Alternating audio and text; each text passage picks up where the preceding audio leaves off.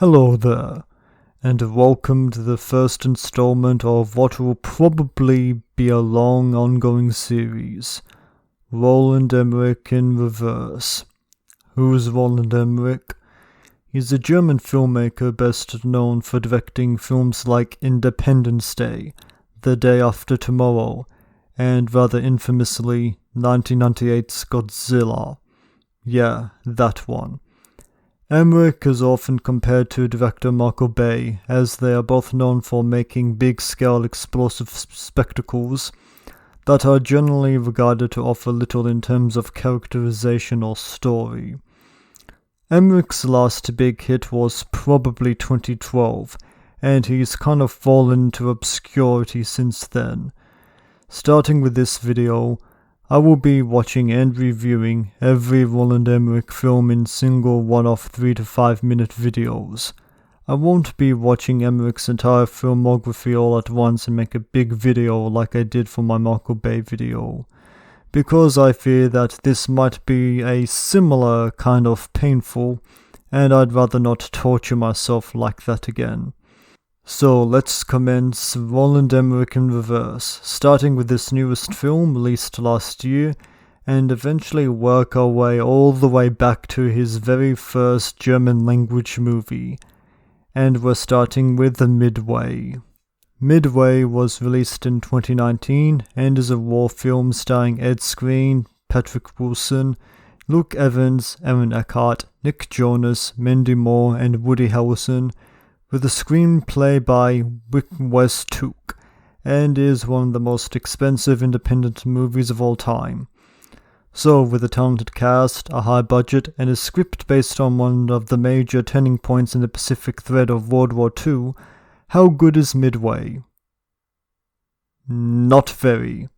Midway is competent enough in regards to filmmaking, but the script is incredibly weak. No one in the cast has much to work with other than cliches, and the story is poorly told and confusing. You don't really understand what motivates most of our characters or understand why things happen. I guess that our explanation is supposed to be, it's war, but that can only get you so far. The battle scenes are empty spectacle. You may as well be watching someone play a video game. A boring video game. Though this movie is not a major studio project, it was still made in America.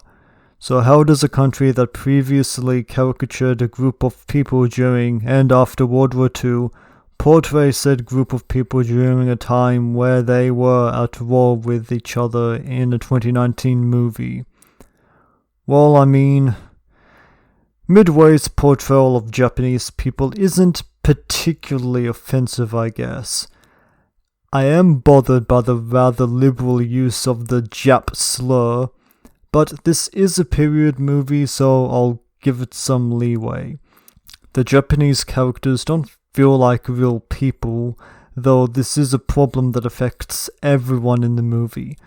But the Japanese get less screen time, so the problem is amplified in that area. Thinking about it, I think that the only character that really stands out is the one portrayed by Nick Jonas. I actually remember a few things about him, but every other character is bland, and it's even worse if you're a woman. This movie failed the Bechdel test, by the way. Midway is not terrible, but there are better war movies for you to enjoy out there. Roland Emmerich in Reverse will return with Independence Day Resurgence.